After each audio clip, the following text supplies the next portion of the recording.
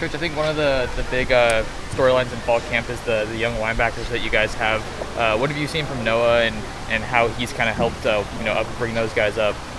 I don't think of Noah as a young guy anymore. He's played a lot of football. He's one of the veterans now of that group, and he's the Mike linebacker. He makes all the calls.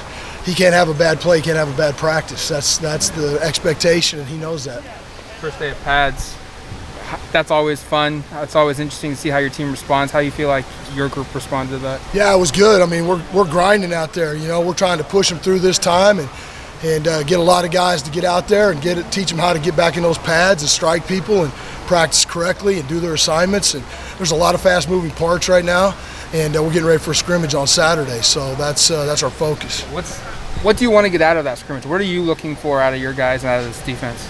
I don't want assignment errors. I want to play really hard. I want to see how many guys have learned the defense, how far we've got to go, see if we can put in a little bit more and if we can progress or if we need to stay where we're at and keep learning.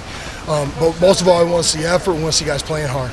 Between what you saw at the end of spring camp from Justin in the spring game and then so far this first week here at camp, what gives you the belief that he'll be ready for potentially getting that starting role? Yeah, I think those guys are all competing for that job, and they're good teammates, but they all want to win. And I think Justin, you can see Justin Flo loves football. Noah Sewell loves football. Keith Brown loves football. Drew Mathis loves football. Justin, all of my guys. The thing I like about this group of players, they love to play football. They love to compete. And Justin's one of those guys. I mean, you put the football down and he wants to play. He just has to learn the defense and be consistent. How do you feel about your depth underneath those starters, or the guys that are running with the ones at least, like your 2s, 3s, younger guys? How you feeling about them? I think we got 6 guys right now that can play, maybe 7. We got a long way. We haven't even tackled yet this fall. So, I feel good about their mentality, but we got a long way to go before we start putting guys in slots. What have you liked about Keith so far? Keith Brown is mature for his age. He's a big guy. He learns fast. He's a smart kid.